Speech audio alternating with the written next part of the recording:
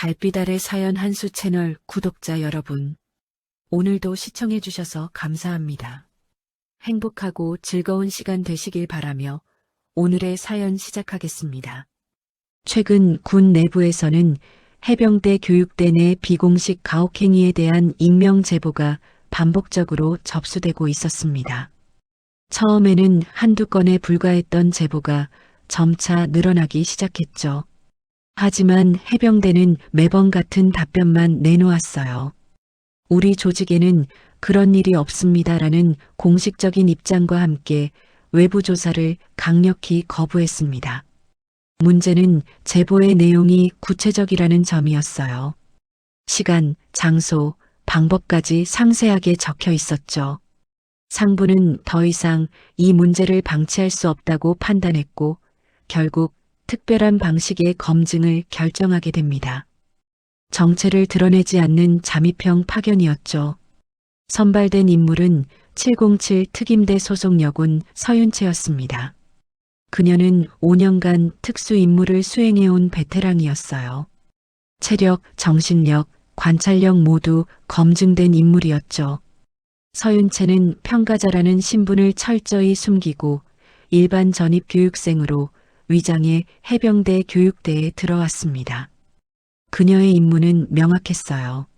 내부에서 직접 관찰하고 사실을 확인하고 증거를 수집하는 것이었습니다.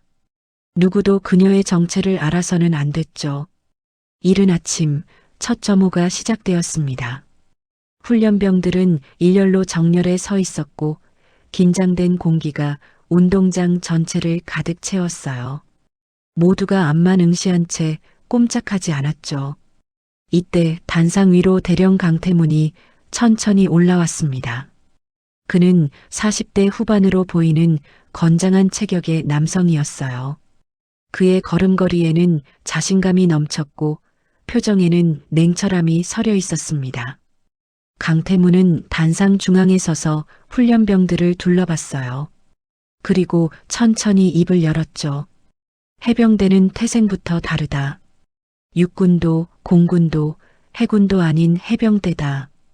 여기는 살아남는 놈만 남는 곳이다. 그의 목소리는 낮고 묵직했습니다. 수십 년간 쌓아온 경험과 확신이 묻어나는 말투였어요. 우리는 최전방에서 싸워왔고 가장 험한 곳에서 버텨왔다. 해병대라는 이름 석자가 무엇을 의미하는지 너희는 여기서 배우게 될 것이다. 강태문은 말을 이어가며 천천히 훈련병들을 훑어보기 시작했습니다. 한 명 한 명 눈을 마주치며 지나갔죠. 그러다 서윤채에게서 시선이 멈췄어요. 그의 눈빛이 순간 날카로워졌습니다. 여군? 강태문은 잠시 침묵했어요.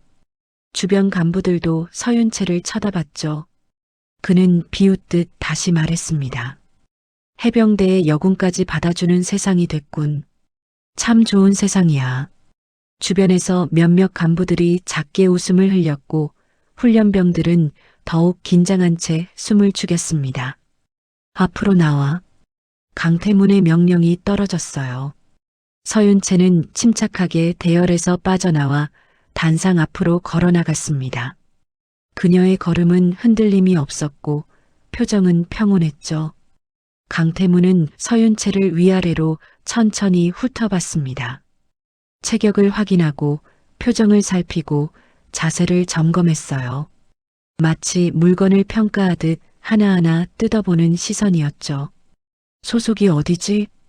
강태문이 물었습니다. 707 특임대입니다. 서윤채가 또박또박 대답했어요. 강태문은 코웃음을 쳤습니다. 707? 이름만 요란한 부대지. 실전 경험도 없는 애들이 특임대라고 간판 달고 있더군. 그의 말투에는 명백한 무시와 경멸이 담겨 있었어요. 주변 간부들이 다시 웃음을 터뜨렸죠. 강태문은 실제로 화려한 경력을 가진 인물이었습니다. 수색대 출신으로 가장 위험한 임무들을 수행해왔고 해외 훈련도 10여 차례 다녀왔으며 실전 경험까지 풍부하게 쌓은 베테랑이었어요. 그 경험들이 그에게 깊은 자부심을 주었죠. 해병대야말로 최고의 부대이고 자신은 그 최고 속의 최고라는 믿음이 뼛속까지 박혀 있었습니다. 하지만 그 자부심은 언제부턴가 오만으로 변질되어 있었어요. 다른 부대는 모두 열등하고 해병대만이 진정한 군인을 만들 수 있다는 왜곡된 신념으로 바뀌어 버린 거죠. 강태무는 갑자기 손을 뻗어 서윤채의 군모를 벗겼습니다. 예고도 없이 빠르게 움직였어요. 그리고 그 군모를 바닥에 던져버렸죠. 군모가 회전하며 땅에 떨어졌고 붉은 먼지가 피어올랐습니다. 여기는 해병대다. 여군이 평가하러 올 곳이 아니야. 이해했나? 강태문의 목소리는 차갑고 단호했어요. 주변은 숨소리조차 들리지 않을 만큼 조용해졌습니다. 서윤채는 아무 말도 하지 않았습니다. 반박도 항의도 하지 않았어요. 그저 바닥에 떨어진 자신의 군모를 잠시 내려다볼 뿐이었죠. 이 침묵이 강태문에게는 굴복으로 보였습니다. 여군 특임대라는 것도 결국 해병대 앞에서는 아무것도 아니라는 확신이 들었어요. 그의 자만심은 더욱 부풀어 올랐죠. 강태문은 만족스러운 표정으로 몸을 돌렸습니다. 훈련병들 앞에서 자신의 권위를 확실히 보여줬다고 생각했어요. 하지만 서윤채의 눈빛은 달랐습니다. 그 안에는 분노도 없었고 두려움도 없었어요. 다만 모든 것을 차갑게 기록하는 관찰자의 시선만이 남아 있었죠. 그녀는 이미 머릿속으로 상황을 정리하고 있었습니다. 시간, 장소, 발언 내용, 주변 반응까지 모두 기억해두고 있었어요. 이것이 첫 번째 증거가 될 것이었죠. 그날 밤 강태무는 간부 회의실에 주요 간부들을 소집했습니다. 회의실 안은 어두컴컴했고 형광등 불빛만이 차갑게 공간을 비추고 있었어요. 중령 박도현, 소령 한성민, 그리고 몇몇 선임 부사관들이 자리에 앉았죠. 강태무는 테이블 끝에 서서 팔짱을 낀 채 입을 열었습니다. 오늘 들어온 전입자 봤나? 그의 목소리는 낮았지만 무게감이 있었어요. 707에서 온 여군 말입니까? 박도현이 조심스럽게 물었습니다. 그렇다. 강태문이 고개를 끄덕였어요. 저런 애들이 우리 교육대에 와서 뭘 배운다는 건지 모르겠군. 특임대라고 해봐야 실전도 모르는 애들 아닌가. 주변 간부들이 동조하듯 고개를 끄덕였죠. 강태무는 창밖을 바라보며 말을 이었습니다. 하지만 문제는 저런 애들이 해병대 출신이라고 나중에 말하고 다닌다는 거다. 우리 간판에 먹칠을 하는 거지. 박도현이 조심스럽게 말했어요. 그럼 어떻게 하시겠습니까? 강태무는 천천히 돌아서며 차갑게 웃었습니다. 진짜 해병인지 아닌지 가려내야지. 해병대 정신이 무엇인지 제대로 가르쳐줘야 한다. 그의 말투에는 확신이 가득했어요. 이것은 교육이 아니었습니다. 사적인 검증이자 자신의 권위를 증명하기 위한 시험이었죠. 회의가 끝나고 자정이 넘은 시각, 서윤채는 갑자기 호출을 받았습니다. 교육생 서윤채, 즉시 규율 점검실로 이동하라. 확성기에서 울려 퍼진 목소리는 냉정했어요. 서윤채는 침착하게 군복을 정돈하고 밖으로 나갔습니다. 복도는 어두웠고 형광등 몇 개만이 깜빡이며 희미한 빛을 내고 있었죠. 규율 점검실은 본관 건물 뒤편에 위치한 작은 공간이었습니다. 밖에서 보이지 않는 곳이었고 CCTV 사각지대였어요. 서윤채가 문을 열고 들어서자 이미 박도현과 한성민 그리고 몇몇 부사관들이 기다리고 있었습니다. 그들의 표정은 굳어 있었고 분위기는 살벌했죠. 들어와. 박도현이 말했습니다. 서윤채가 안으로 들어서자 뒤에서 누군가 문을 닫았어요. 딸각 소리와 함께 문이 잠겼습니다. 박도현은 서윤채의 군장을 가리키며 말했어요. 군장 검사를 실시한다. 바닥에 내용물을 전부 쏟아. 서윤채는 지시대로 군장을 내려놓고 안의 물건들을 하나씩 꺼냈습니다. 하지만 박도연은 기다리지 않았어요. 그는 직접 군장을 집어 뒤집어 버렸죠. 내용물들이 바닥에 쏟아졌습니다. 수첩, 세면도구, 예비 군복, 개인 물품들이 어지럽게 흩어졌어요. 그리고 그 속에서 박도연은 무언가를 집어들었습니다. 작은 휴대전화였죠. 이게 뭐지? 박도연이 휴대전화를 들어 올리며 물었습니다. 서윤채는 순간 깨달았어요. 그것은 자신의 물건이 아니었습니다. 누군가 미리 넣어둔 것이었죠. 그건 제 것이 아닙니다. 서윤채가 침착하게 말했어요. 하지만 박도연은 비웃었습니다. 내 군장에서 나왔는데 내 것이 아니라고? 해병대 규율을 우습게 본 데가다. 한성민도 거들었어요. 교육대 내에서 휴대전화 소지는 중대 규율 위반이다. 이건 징계 사안이야. 바로 그때 문이 열리며 강태문이 들어왔습니다. 그는 천천히 서윤채에게 다가왔어요. 분위기가 더욱 냉랭해졌죠. 강태문은 바닥에 흩어진 물건들을 내려다보다가 휴대전화를 집어들었습니다. 규율을 어긴 대가가 뭔지 알아야겠군. 그의 목소리는 차가웠어요. 강태문은 갑자기 서윤채의 손목을 잡았습니다. 그리고 강하게 비틀었어요. 서윤채는 순간 통증을 느꼈지만 신음소리를 내지 않았습니다. 강태문은 더 세게 힘을 주며 말했죠. 해병대는 자비를 베푸는 곳이 아니다. 여기서 살아남으려면 규율을 지켜야 해. 서윤채의 손목에는 붉은 자국이 생기기 시작했어요. 강태문은 서윤채를 끌고 밖으로 나갔습니다. 운동장 한가운데로 데려갔죠. 밤 공기는 차갑고 고요했습니다. 몇몇 훈련병들이 멀리서 지켜보고 있었어요. 강태문은 서윤채를 무릎 꿇게 했습니다. 봐라. 여군 특임대란 게 이 정도다. 그는 주변을 둘러보며 크게 말했어요. 훈련병들에게 보여주기 위한 것이었죠. 강태문은 서윤채의 머리를 잡아 아래로 눌렀습니다. 서윤채의 이마가 차가운 땅에 닿았어요. 군복은 흐트러졌고 먼지가 옷에 묻었습니다. 손목에는 이미 피멍이 번지기 시작했죠. 강태문은 만족스러운 표정으로 주변을 둘러봤어요. 자신의 권위가 확실히 서는 순간이라고 생각했습니다. 엄마한테 전화해봐. 강태문이 비웃으며 말했어요. 해병대 앞에서 누가 널 구해주나 보자고. 주변에서 몇몇 간부들이 웃음을 터뜨렸습니다. 서윤채는 고개를 들지 않았어요. 하지만 그녀의 손은 천천히 움직이고 있었습니다. 군복 주머니 속에서 작은 호출기를 꺼냈죠. 서윤채는 떨리는 손으로 호출기의 버튼을 단 한 번 눌렀습니다.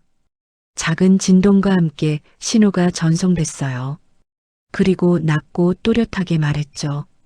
보고 신호 전송합니다. 강태문은 그 말을 듣고 비웃었습니다. 보고 신호? 누구한테 보고한다는 거야? 그는 진짜로 신호가 나간 줄은 몰랐어요. 그저 허세를 부리는 것으로만 생각했죠. 강태문은 서윤채를 다시 일으켜 세웠습니다. 내일부터 제대로 교육받을 거다. 해병대가 뭔지 뼈에 새겨주지. 그의 목소리에는 확신이 가득했어요. 자신이 옳은 일을 하고 있다고 믿었습니다. 이 순간 강태문의 오만은 절정에 달해 있었죠. 하지만 그는 몰랐습니다. 방금 전송된 신호가 무엇을 의미하는지, 그리고 그것이 어떤 결과를 불러올지 전혀 알지 못했어요. 다음 날 아침 교육대는 평소와 똑같이 시작되는 것처럼 보였습니다. 새벽 6시 기상 나팔 소리가 울려 퍼졌고 훈련병들은 일제히 침상에서 일어났어요. 세면을 하고 군복을 정돈한 뒤 운동장으로 집합했죠. 서윤채도 다른 훈련병들과 함께 움직였습니다. 그녀의 손목에는 어젯밤 생긴 피멍이 선명했지만 표정은 여전히 평온했어요. 하지만 아침 조회가 시작되기 전 이상한 조짐이 나타나기 시작했습니다. 행정실에서 근무하던 병장 하나가 당황한 얼굴로 박도연에게 다가왔어요. 중령님, 전산망이 이상합니다. 박도연이 미간을 찌푸리며 물었죠. 무슨 소리야? 병장은 태블릿 PC를 보여주며 설명했습니다. 상급 부대 연결이 일부 차단됐습니다. 보고 체계가 작동하지 않아요. 박도연은 즉시 행정실로 달려갔습니다. 컴퓨터 화면에는 빨간색 경고 메시지가 떠 있었어요. 접근 권한 제한됨이라는 문구가 반복해서 나타났죠. 그는 여러 번 로그인을 시도했지만 소용없었습니다. 평소 사용하던 보고 시스템, 인사관리 프로그램, 심지어 내부 메신저까지 모두 접속이 불가능했어요. 이게 무슨 일이야? 박도연은 당황했지만 겉으로 티를 내지 않으려 애썼습니다. 같은 시각 훈련 일정표에도 변화가 생겼습니다. 오전에 예정됐던 사격 훈련이 갑자기 연기됐어요. 사유는 상급 지시 대기였죠. 오후 체력 단련 일정도 보류됐습니다. 한성민이 교육 계획을 확인하려 했지만 시스템 접속이 되지 않았어요. 중령님, 훈련 일정 승인이 안 내려옵니다. 한성민이 박도연에게 보고했죠. 박도연은 점점 불안해지기 시작했습니다. 점심시간이 되자 더 이상한 일이 벌어졌습니다. 급식 자재 배송이 예정보다 2시간 늦게 도착한 거예요. 배송 기사는 상부에서 재확인 지시가 내려와서 늦어졌다고만 말했습니다. 평소 같으면 자동으로 처리되던 물자 보급이 모두 수동 확인 절차를 거치게 된 거죠. 교육대 운영에 작은 균열이 생기기 시작했어요. 강태무는 이 모든 상황 보고를 받았습니다. 그는 집무실에 앉아 보고서들을 훑어봤어요. 전산망 차단, 훈련 일정 지연, 물자 보급 절차 변경. 평소 같으면 즉시 문제 삼았을 일들이었죠. 하지만 강태무는 크게 개의치 않았습니다. 외부에서 해병대를 견제하는 거야. 그는 박도연에게 단호하게 말했어요. 우리가 너무 잘하니까 질투하는 거지. 신경 쓸 필요 없어. 박도연은 조심스럽게 말했습니다. 하지만 대령님, 이 정도 규모의 조치는 보통 일이 아닙니다. 혹시 상부에서 뭔가 조사라도. 강태문이 손을 저으며 말을 끊었어요. 조사? 우리가 뭘 잘못했다고? 해병대는 언제나 원칙대로 움직여왔어. 어제 그 여군한테 한 것도 규율 위반에 대한 정당한 조치였다고. 그의 목소리에는 확신이 가득했습니다. 하지만 박도연의 얼굴에는 불안이 번지고 있었어요. 그는 오랜 군 생활을 통해 배운 것이 있었습니다.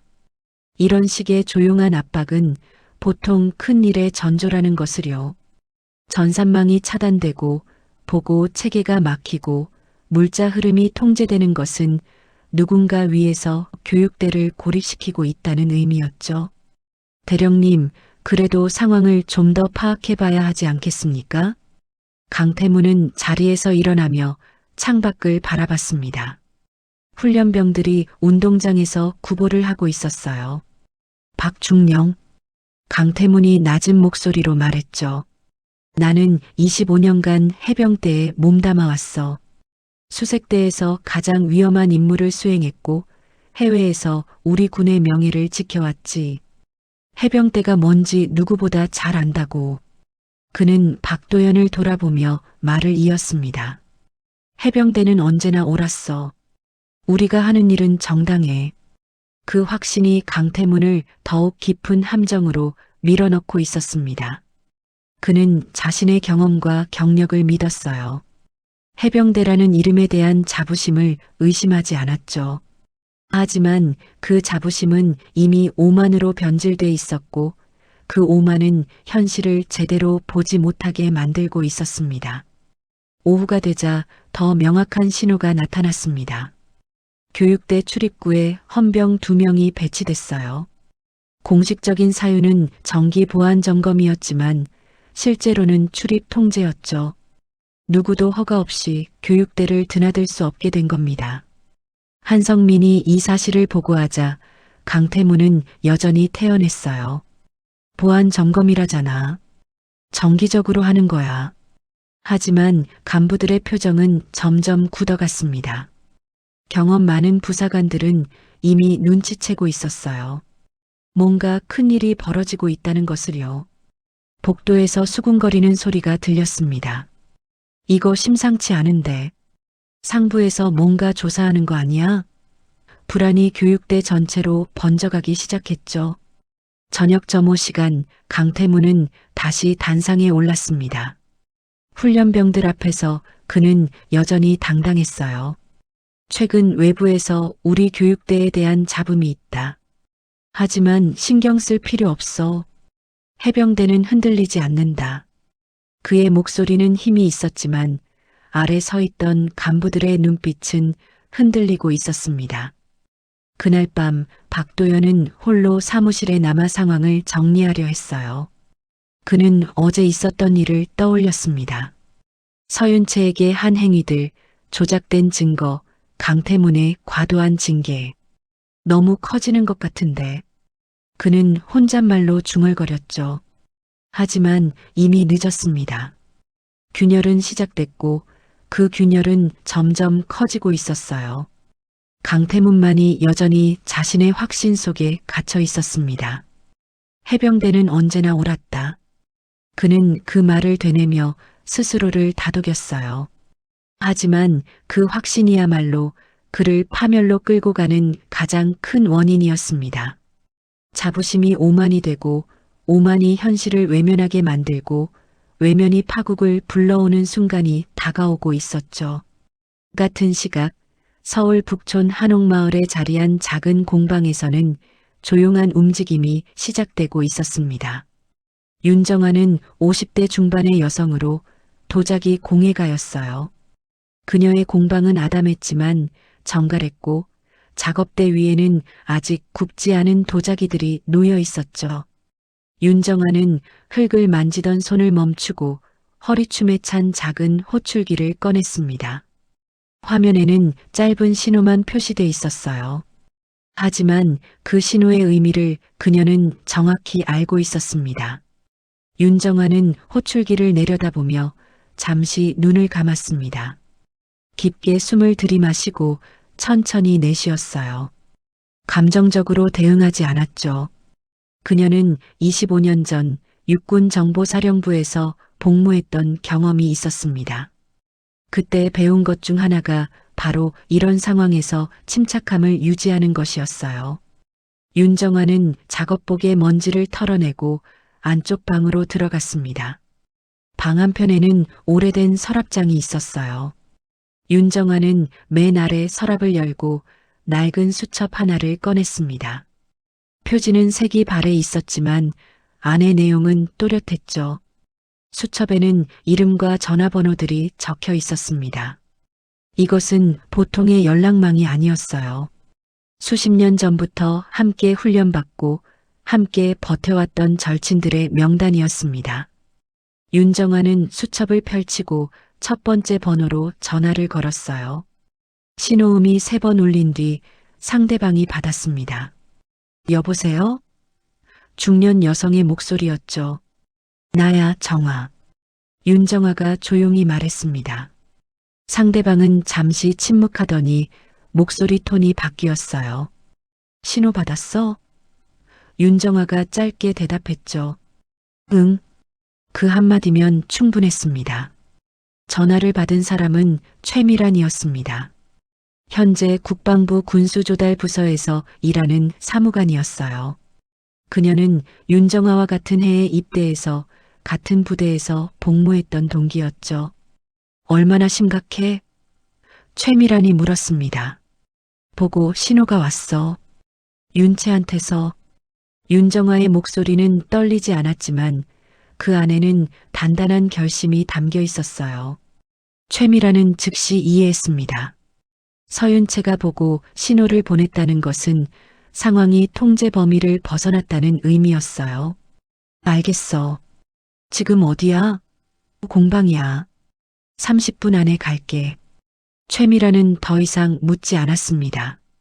그녀는 책상 위의 서류들을 정리하고 가방을 챙겼어요. 주변 동료가 물었죠.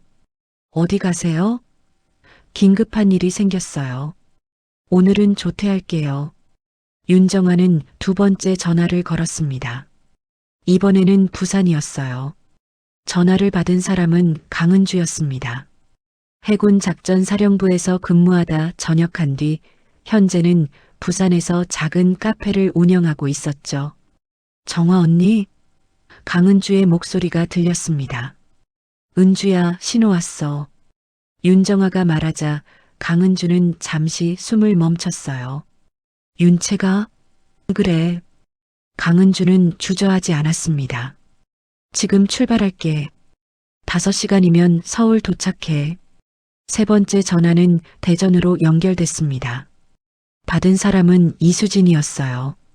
현재 육군 교육사령부에서 심리상담관으로 근무 중이었죠.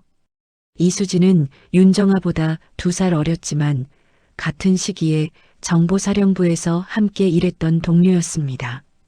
언니, 무슨 일이야? 이수진이 물었어요. 윤채한테 문제 생겼어. 해병대 교육대에서. 이수진의 목소리가 단단해졌습니다. 알겠어요. 지금 당장 휴가 신청하고 올라갈게요.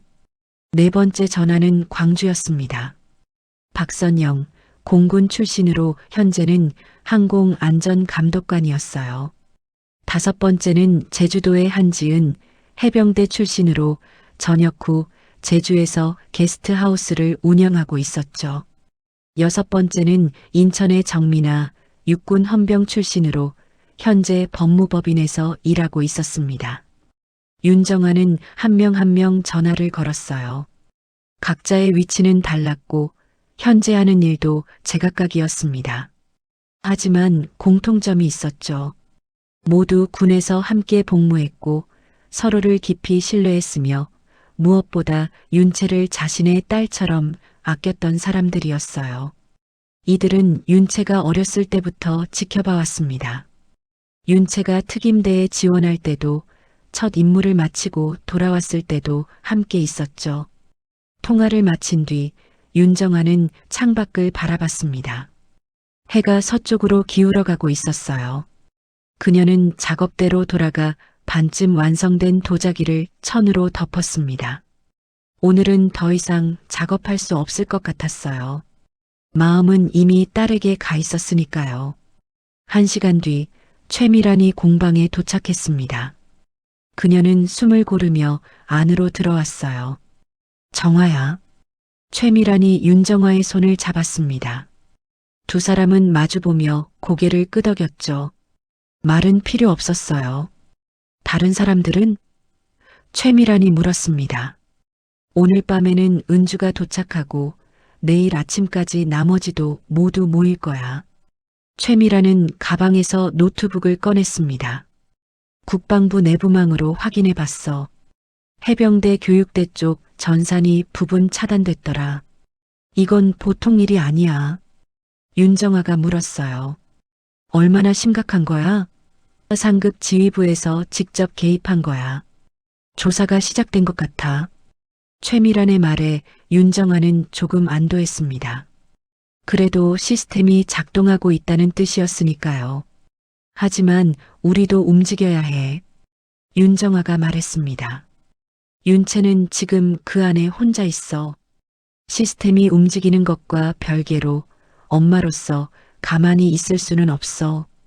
최미란이 고개를 끄덕였어요. 당연하지. 우리가 뭘 할 수 있을까? 윤정아는 수첩을 펼쳤습니다. 일단 모두 모여. 그리고 상황을 파악하고 필요하면 직접 가는 거야. 그날 밤 강은주가 부산에서 차를 몰고 서울로 올라왔습니다. 고속도로를 달리는 내내 그녀의 얼굴은 굳어 있었어요. 옆자리에는 오래된 군복이 담긴 가방이 놓여 있었죠. 이수진은 대전에서 기차를 탔고 박선영은 광주에서 비행기를 예약했습니다. 한지은은 제주에서 막배를 타고 출발했어요. 각자의 위치에서 각자의 방식으로 움직이기 시작했습니다. 이들은 권력으로 연결된 사람들이 아니었어요.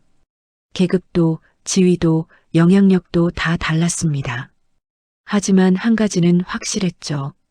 수십 년간 함께 훈련받고 버텨온 우정과 신뢰 그리고 윤채에 대한 사랑이 이들을 하나로 묶고 있었습니다. 그 연결은 어떤 조직보다 강했고 어떤 명령보다 확고했어요. 다음 날 아침 윤정화의 공방에는 한 명씩 사람들이 모여들기 시작했습니다. 가장 먼저 도착한 것은 강은주였어요. 새벽 6시 그녀는 밤새 운전해서 서울에 도착했습니다. 얼굴에는 피곤함이 역력했지만 눈빛만은 또렷했죠. 윤정아가 문을 열어주자 두 사람은 말없이 포옹했어요. 고생했어. 윤정아가 말했습니다. 당연한 거지.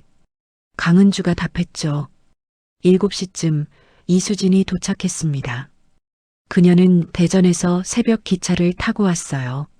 손에는 서류 가방이 들려 있었죠. 언니. 이수진이 윤정아를 보자마자 달려와 안겼습니다. 윤채는 괜찮아? 아직 정확한 상황은 모르겠어. 하지만 신호를 보낸 거 보면 위험한 상황인 건 분명해. 윤정아가 차분하게 설명했어요. 8시가 되자 박선영이 도착했습니다. 광주에서 첫 비행기를 타고 온 거예요. 이어서 정민아도 인천에서 차를 몰고 왔죠. 한지은은 오전 10시쯤 제주에서 비행기를 타고 도착했습니다. 공방 안은 점점 사람들로 채워졌어요. 모두 바쁜 일상을 멈추고 이 자리에 온 것이었습니다. 마지막으로 도착한 사람은 김현숙이었습니다. 그녀는 현재 국회 국방위원회 전문위원으로 일하고 있었어요. 평소에는 조용하고 신중한 성격이었지만 필요할 때는 가장 강력한 힘을 발휘할 수 있는 위치에 있었죠. 김현숙이 들어서자 윤정아가 반갑게 맞이했습니다. 현수가 오느라 힘들었지? 아니야. 이런 일에 안 올 수가 있나? 공방 안쪽 넓은 방에 모두 둘러앉았습니다. 8명의 여성들이었어요. 나이는 40대 중반에서 50대 중반까지 각자의 경력과 위치는 달랐지만 한 가지는 공통적이었습니다. 모두 군에서 복무했고 함께 힘든 시간을 버텨왔으며 서로를 깊이 신뢰했죠. 윤정아가 먼저 입을 열었습니다. 어젯밤 윤채한테서 보고 신호를 받았어. 해병대 교육대에서 상황이 심각해진 것 같아.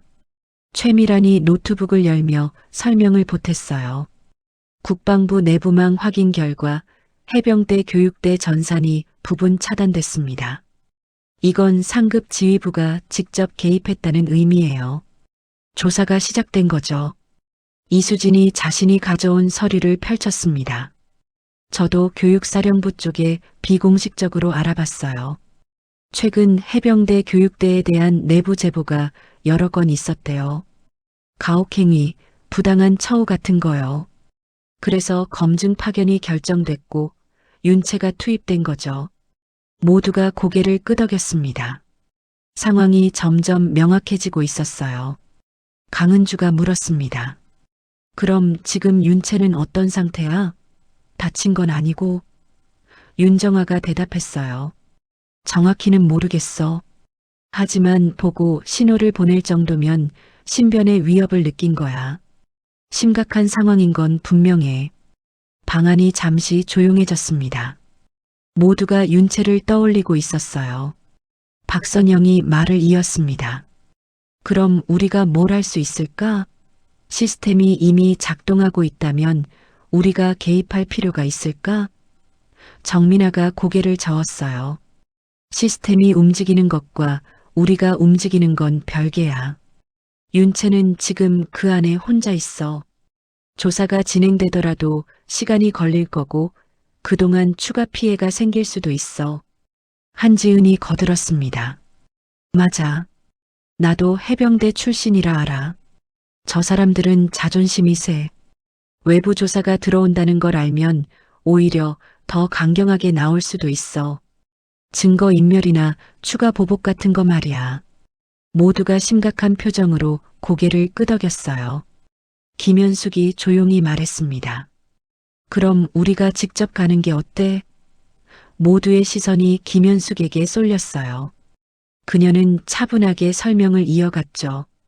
국회 국방위원회 전문위원 자격으로 현장 점검을 요청할 수 있어요. 공식적인 절차니까 거부할 수 없을 거예요. 거기에 여러분도 함께 가는 거죠. 최미란이 물었습니다. 그게 가능해?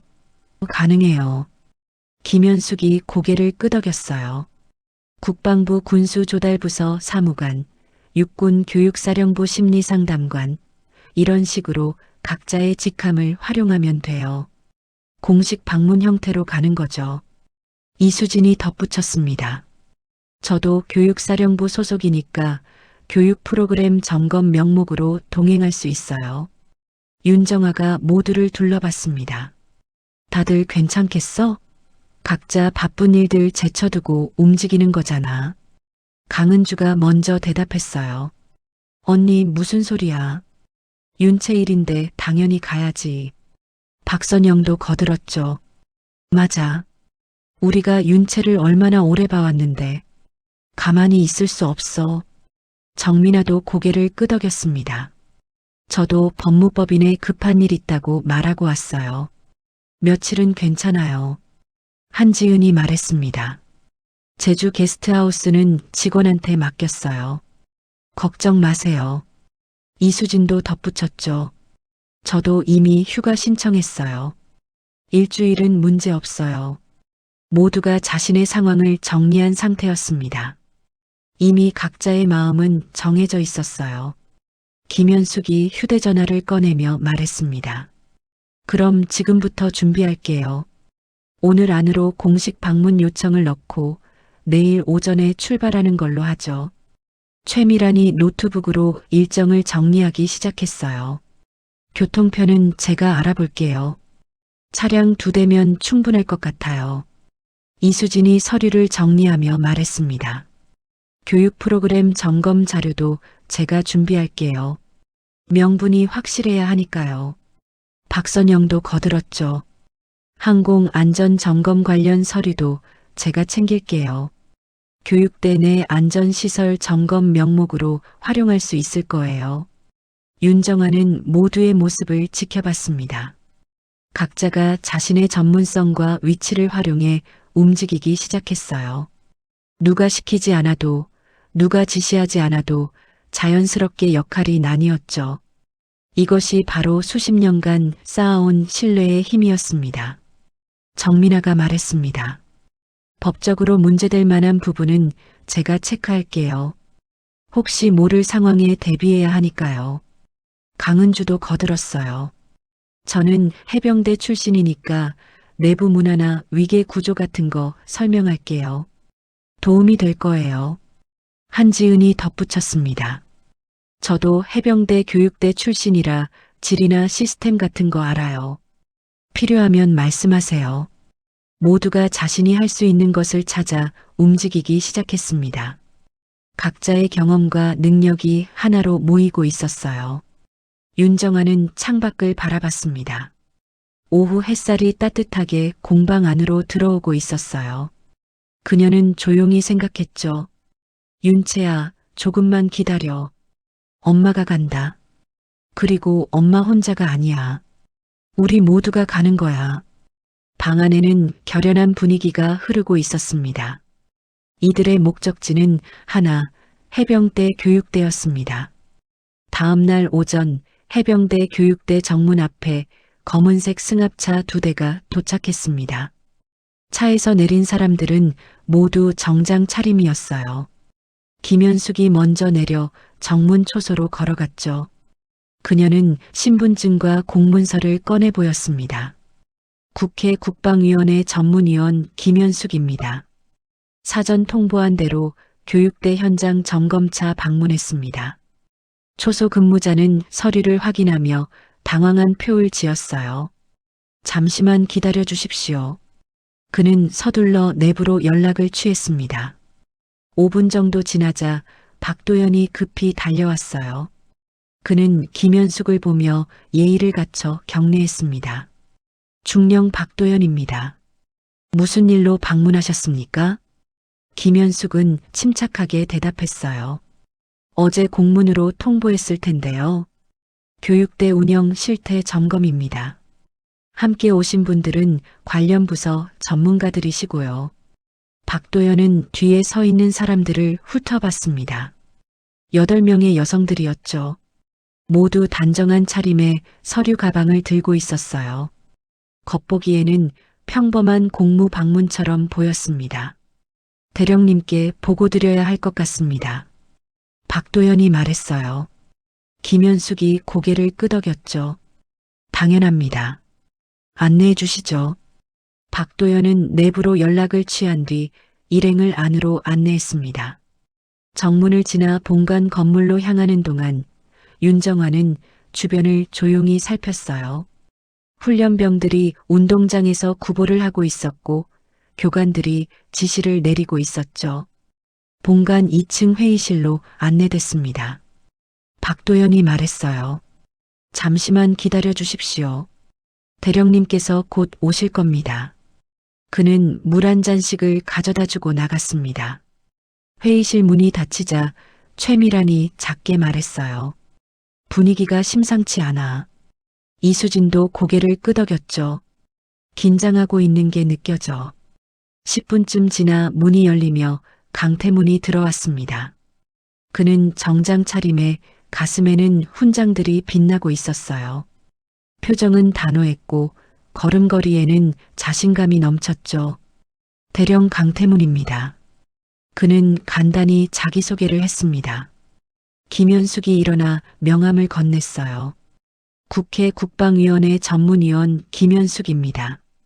강태문은 명함을 받아들고 훑어봤습니다. 그리고 다른 사람들을 둘러봤어요. 최미란이 명함을 내밀었죠. 국방부 군수조달부서 사무관 최미란입니다. 이수진도 명함을 건넸습니다. 육군 교육사령부 심리상담관 이수진입니다. 박선영, 정민아, 한지은도 차례로 명함을 내밀었어요. 각자의 직함이 적혀 있었습니다. 강태문의 표정이 미묘하게 변했습니다. 예상보다 규모가 컸어요. 그리고 각 분야 전문가들이 모여 있었죠. 하지만 그는 여전히 침착했습니다. 무슨 일로 방문하셨습니까? 김현숙이 서류 가방에서 공문서를 꺼내 테이블 위에 놓았어요. 최근 교육대 운영과 관련해 몇 가지 확인할 사항이 있습니다. 교육 프로그램, 안전관리, 복지체계 등을 점검하러 왔습니다. 강태문은 공문서를 집어 읽었습니다. 내용은 정식 절차에 따른 점검이었어요. 거부할 명분이 없었죠. 알겠습니다. 협조하겠습니다. 강태문이 말했지만 그의 목소리에는 경계심이 묻어났어요. 김현숙이 말을 이었습니다. 먼저 교육생들의 생활 환경을 확인하고 싶습니다. 숙소와 훈련 시설을 둘러봐도 될까요? 물론입니다. 강태문이 고개를 끄덕였어요. 하지만 그는 내심 불편했습니다. 이게 무슨 상황이지? 그는 생각했어요. 어제부터 이상한 조짐들이 계속되더니 이제는 국회에서까지 사람이 온 거예요. 평소 같으면 사전에 충분한 통보가 있었을 텐데 이번에는 갑작스러웠죠. 일행은 강태문과 박도연의 안내를 받으며 교육대 내부를 둘러보기 시작했습니다. 먼저 훈련병 숙소로 향했어요. 복도를 걸으며 윤정환은 주변을 세심하게 관찰했습니다. 벽에 붙은 훈련 일정표, 게시판의 공지사항, 복도 곳곳에 설치된 CCTV 카메라 위치까지 모두 눈에 담았죠. 숙소에 도착하자 이수진이 먼저 안으로 들어갔습니다. 침상 간격, 개인 사물함 상태, 환기시설 등을 꼼꼼히 체크했어요. 훈련병들은 지금 어디 있습니까? 이수진이 물었습니다. 오전 체력 단련 중입니다. 박도연이 대답했죠. 이수진은 고개를 끄덕이며 침상 하나를 자세히 살폈어요. 군복이 정리돼 있었고 사물함은 잠겨 있었습니다. 최미라는 급식실로 향했습니다. 주방시설, 식자재 보관 상태, 위생관리 체계를 확인했어요. 박선영은 훈련시설의 안전 장비들을 점검했죠. 소화기 배치, 비상구 표시, 응급 의료 키트 위치 같은 것들이었습니다. 정민아는 내부 규정집과 징계 기록부를 요청했어요. 최근 6개월간의 징계 기록을 볼 수 있을까요? 강태문의 얼굴이 굳었습니다. 그건 내부 자료입니다. 정민아가 차분하게 대답했어요. 공식 점검 사항입니다. 대령님, 거부하실 수 없으실 겁니다. 강태문은 잠시 망설이다 박도연에게 눈짓했어요. 박도연이 서류를 가지러 갔습니다. 한지은은 운동장으로 나가 훈련 중인 교육생들을 지켜봤습니다. 구보대열, 체조 동작, 교관들의 지시 방식을 관찰했어요. 훈련병들은 땀을 흘리며 열심히 움직이고 있었죠. 겉보기에는 정상적인 훈련처럼 보였습니다. 점심시간이 되자 김현숙이 제안했습니다. 교육생들과 함께 식사하면서 이야기를 나눠보고 싶습니다.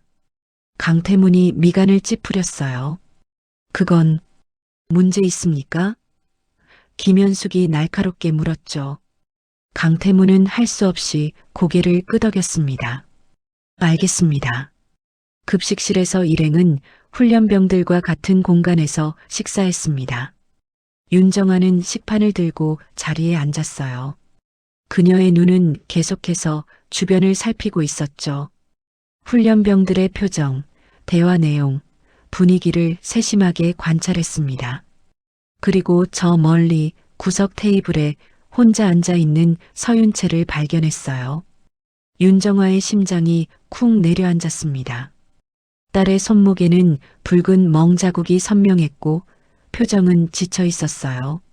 하지만 윤정아는 아무런 표 변화도 보이지 않았습니다. 그저 조용히 식사를 하며 주변을 관찰할 뿐이었죠. 최미란이 작게 속삭였어요. 윤채 봤어? 윤정아가 아주 작게 고개를 끄덕였습니다. 식사 후 김현숙이 강태문에게 말했습니다. 교육생 몇 명과 개별 면담을 진행하고 싶습니다.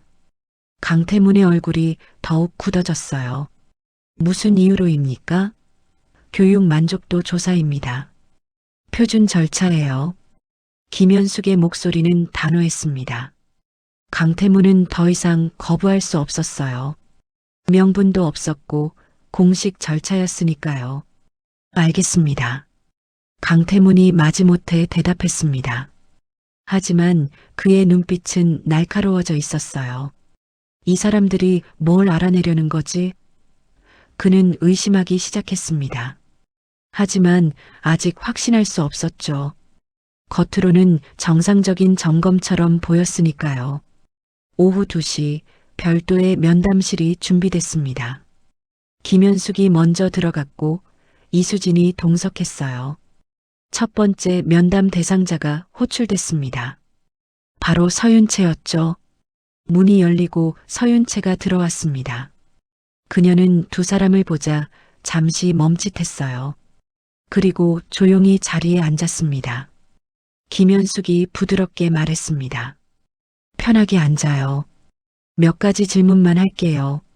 면담실 문이 닫히자 김현숙은 서윤채를 조용히 바라봤습니다. 이수진이 녹음기를 켜며 말했어요. 이 면담 내용은 공식 기록으로 남습니다. 솔직하게 답변해 주세요. 서윤채는 고개를 끄덕였죠. 김현숙이 첫 질문을 던졌습니다. 교육대 생활은 어떻습니까? 적응 중입니다. 서윤채가 짧게 대답했어요. 김현숙은 서윤채의 손목을 가리키며 물었습니다. 그 멍은 어떻게 생긴 건가요? 서윤채가 잠시 망설였어요. 그녀는 알고 있었습니다. 이 순간이 중요하다는 것을요. 훈련 중에 생겼습니다. 표면적으로는 평범한 대답이었지만 그녀의 눈빛은 다른 이야기를 하고 있었어요. 이수진이 메모를 하며 물었습니다. 구체적으로 어떤 훈련이었죠? 서윤채는 천천히 말했어요. 규율 점검이었습니다. 제 군장에서 불법 물품이 발견됐고 그에 대한 징계 절차가 진행됐습니다. 김현숙이 눈을 가늘게 떴어요. 불법 물품이요? 무엇이었습니까? 휴대전화였습니다. 그게 정말 당신 거였습니까? 김현숙의 질문은 날카로웠어요. 서윤채는 잠시 침묵했습니다. 그리고 조심스럽게 말했죠. 제 것이 아니었습니다. 하지만 제 군장에서 나왔습니다. 이수진이 메모를 멈추고 서윤채를 똑바로 봤어요. 누가 넣은 것 같습니까? 서윤채는 대답하지 않았습니다. 침묵이 답이었죠. 김현숙은 서류를 꺼내며 말했습니다. 당신은 707 특임대 소속이죠. 그런데 왜 해병대 교육대에 전입 교육생으로 왔습니까? 서윤채가 잠시 눈을 감았어요. 그리고 낮게 말했습니다. 그건 제가 답변할 수 있는 범위가 아닙니다. 김현숙이 고개를 끄덕였어요. 알겠습니다. 그럼 이렇게 물을게요. 여기서 부당한 처우를 받은 적이 있습니까? 서윤채는 긴 침묵 끝에 입을 열었습니다. 해병대는 엄격한 조직입니다. 그 엄격함이 때로는 과도하게 느껴질 수 있습니다. 그녀의 말은 조심스러웠지만 그 안에는 분명한 메시지가 담겨 있었어요. 이수진이 물었죠. 과도하다는 것이 구체적으로 무엇을 의미합니까? 서윤채가 자신의 손목을 내려다봤습니다. 이 정도면 충분히 이해하실 거라 생각합니다. 김현숙은 더 이상 묻지 않았어요. 충분했습니다. 서윤채의 증언, 손목의 멍, 그리고 상황의 전체적인 맥락이 그림을 완성하고 있었죠. 면담을 마치겠습니다. 수고했어요. 김현숙이 말했습니다. 서윤채가 일어서려는 순간 이수진이 작게 속삭였어요. 조금만 더 버텨요. 곧 끝날 겁니다. 서윤채가 면담실을 나간 뒤 김현숙과 이수진은 서로를 바라봤습니다. 확실해? 이수진이 물었어요.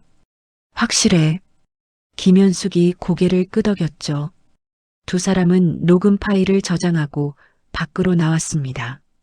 복도에는 강태문과 박도연이 기다리고 있었어요.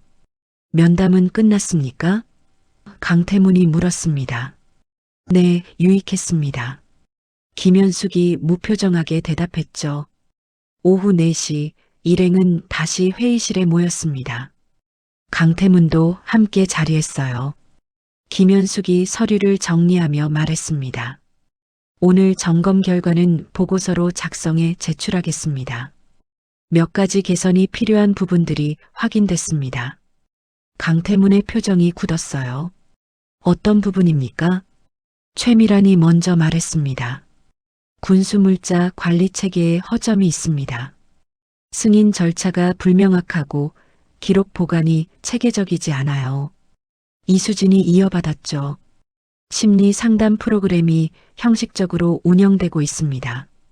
교육생들의 정신 건강 관리가 제대로 이루어지지 않고 있어요. 박선영도 거들었습니다. 안전 장비 점검 주기가 불규칙하고 응급 대응 매뉴얼이 업데이트되지 않았습니다.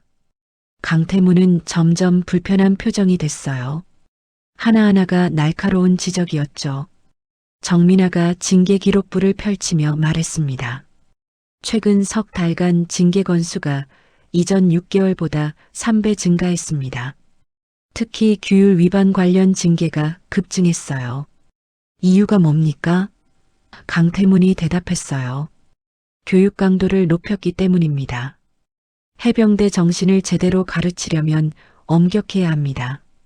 엄격함과 가혹함은 다릅니다. 대령님. 정민아의 목소리는 차갑고 단호했어요.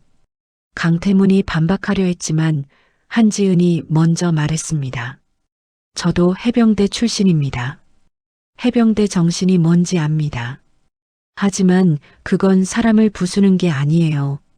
강하게 만드는 겁니다. 지금 여기서 벌어지는 건 교육이 아니라 억압입니다. 강태문의 얼굴이 붉어졌어요. 당신들이 뭘 안다고. 그가 말을 시작하려는 순간 회의실 문이 열렸습니다. 군 검찰 조사관 2명과 상급부대 감찰관 3명이 들어왔어요. 그들의 가슴에는 신분증이 달려 있었죠. 박도연이 깜짝 놀라 일어섰습니다. 이게 무슨... 감찰관 중 한 명이 앞으로 나서며 말했습니다.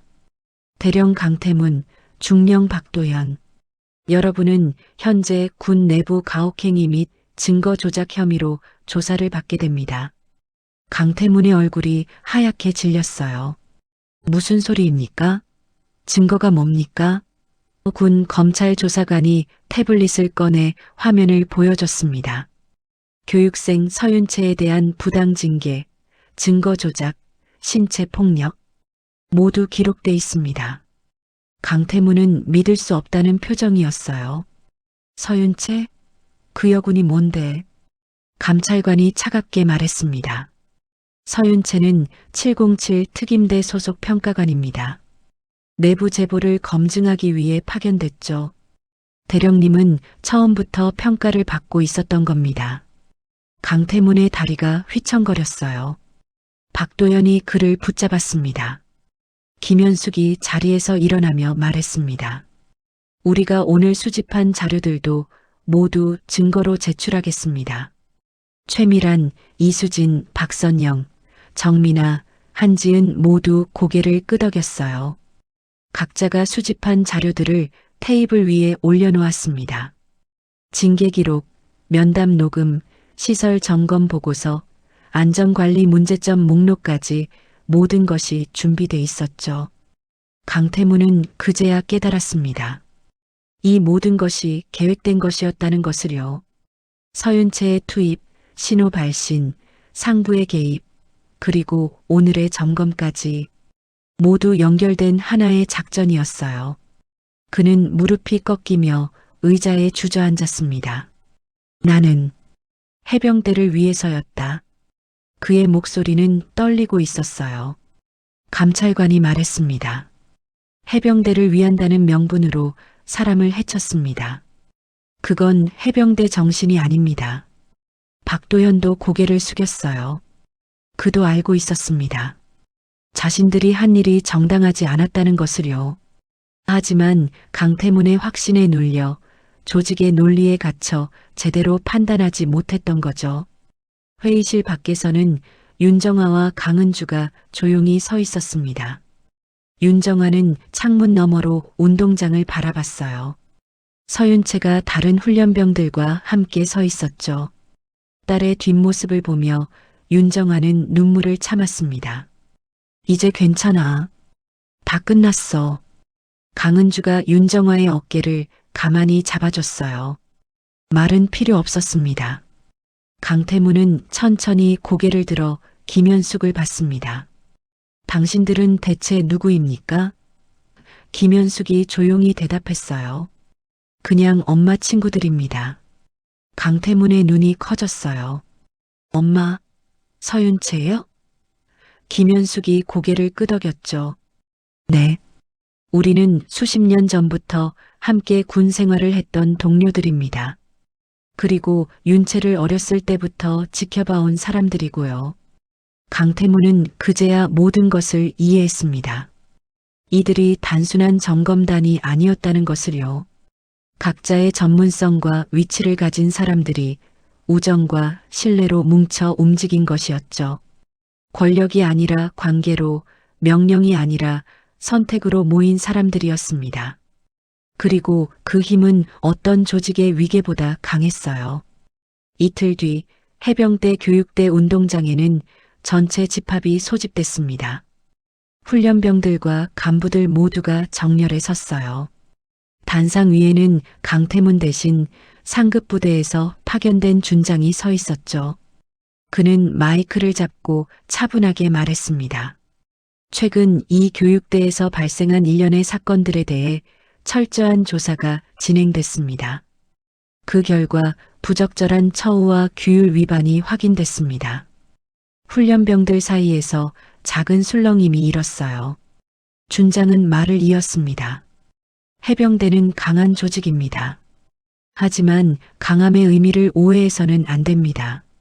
진정한 강함은 사람을 부수는 것이 아니라 사람을 지키는 것입니다. 그의 목소리는 단호했지만 따뜻했어요. 앞으로 이 교육대는 근본적인 개선을 거치게 될 것입니다. 교육 방식, 관리 체계, 그리고 무엇보다 사람을 대하는 태도가 바뀔 것입니다. 서윤채는 대열 속에 서서 그 말을 듣고 있었습니다. 손목에 멍은 아직 남아 있었지만 표정은 한결 편안해 보였어요. 옆에 서 있던 훈련병 하나가 작게 속삭였죠. 선임님, 소문 들었어요.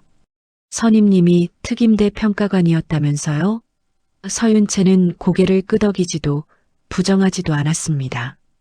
다만 작게 미소 지었을 뿐이에요. 집합이 해산된 뒤 서윤채는 본관 앞 벤치로 향했습니다. 거기에는 윤정아가 앉아 기다리고 있었어요. 딸을 보자 윤정아는 천천히 일어났습니다.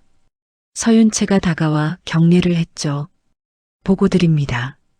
임무 완수했습니다. 윤정아는 경례를 받으며 눈시울이 붉어졌어요. 수고했어, 윤채야. 두 사람은 벤치에 나란히 앉았습니다. 한동안 아무 말도 하지 않았어요.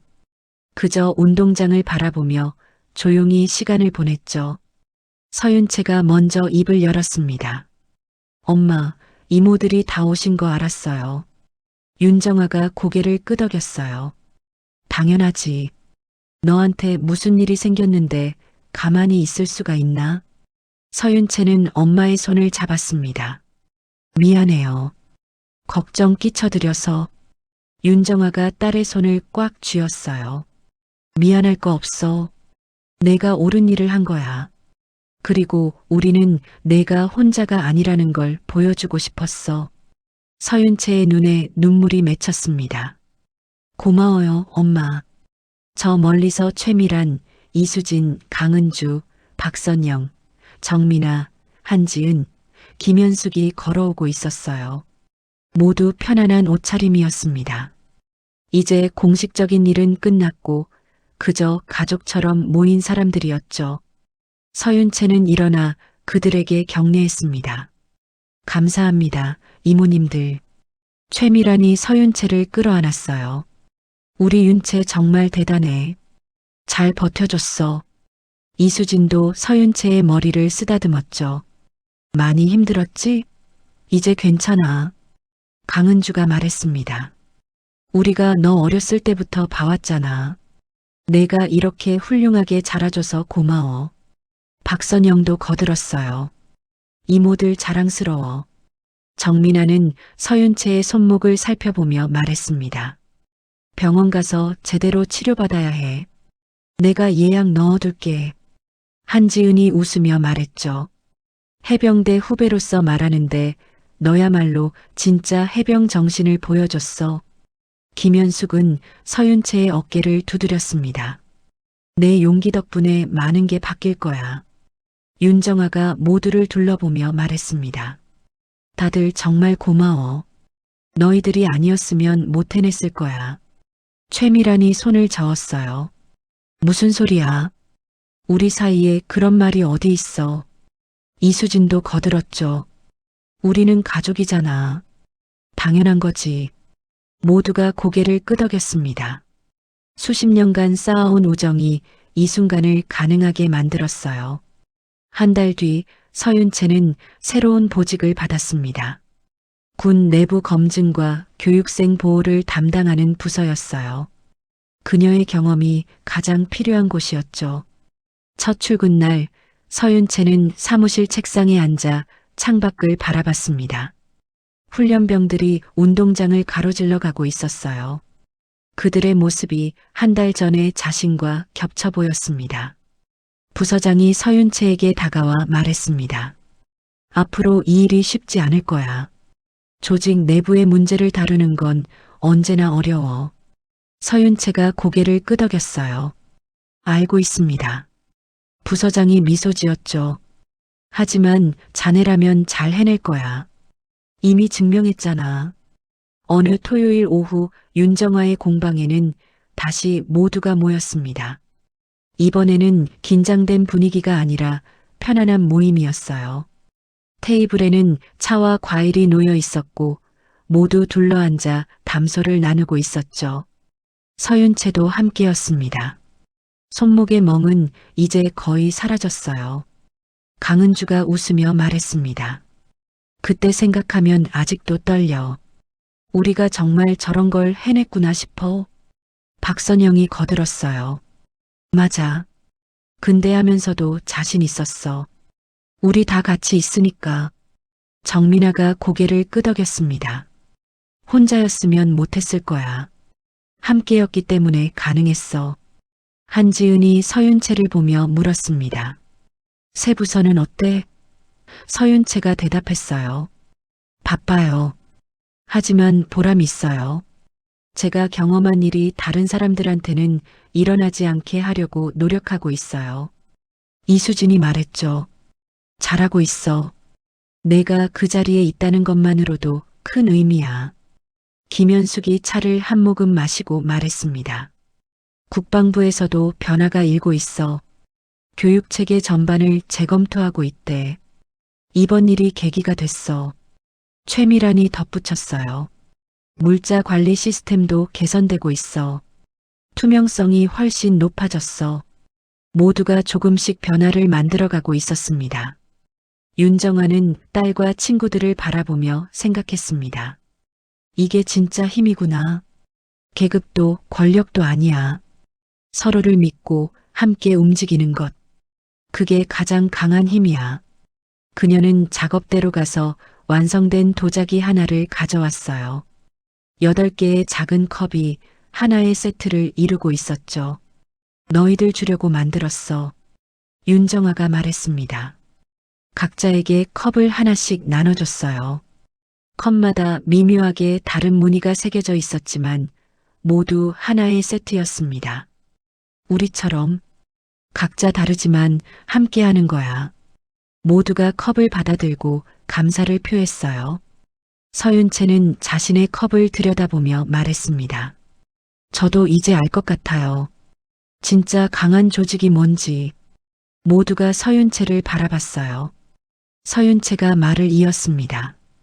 강한 조직은 사람을 부수는 게 아니라 사람을 지킬 때 완성되는 거죠. 윤정아가 미소 지었습니다. 맞아. 내가 그걸 보여줬어. 최미란이 덧붙였어요. 그리고 우리 모두가 함께 증명했지. 이수진이 컵을 들어 올리며 말했죠. 그럼 건배할까? 우리의 우정과 윤채의 용기에. 모두가 컵을 들어 올렸습니다. 건배. 8개의 컵이 부딪히며 맑은 소리를 냈어요. 그 소리는 공방 안을 가득 채웠고 따뜻한 오후 햇살과 함께 모두를 감싸 안았습니다. 창밖으로는 봄바람이 불어오고 있었어요. 새로운 계절이 시작되고 있었죠.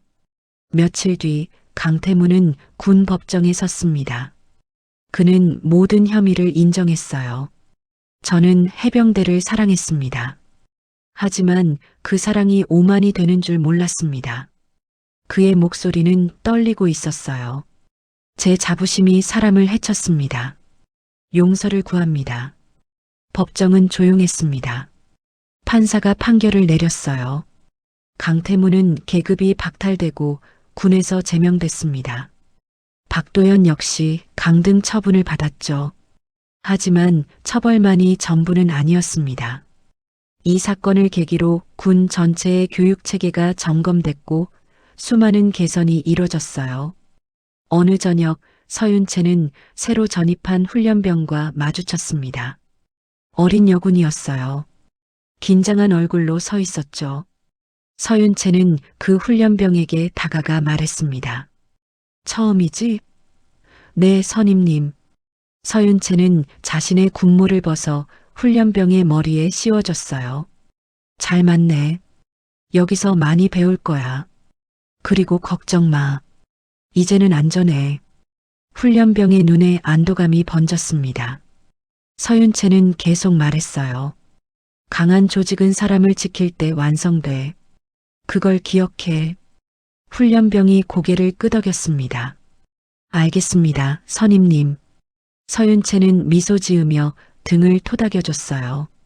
잘할 거야. 해가 서쪽으로 기울어가고 있었습니다. 운동장에는 저녁 노을이 내려앉고 있었어요. 서윤채는 하늘을 올려다봤습니다. 구름 사이로 빛이 새어나오고 있었죠. 그녀는 생각했습니다. 이제 시작이야. 진짜 변화는 지금부터지. 그리고 그 변화를 만들어갈 사람은 바로 자신이었어요. 멀리서 윤정아가 서윤채를 바라보고 있었습니다. 딸의 뒷모습이 든든해 보였어요. 곁에는 친구들이 함께였죠. 모두가 조용히 미소 짓고 있었습니다. 말은 필요 없었어요. 그들이 함께 만들어낸 이야기가 앞으로도 계속될 것이라는 걸 모두 알고 있었으니까요.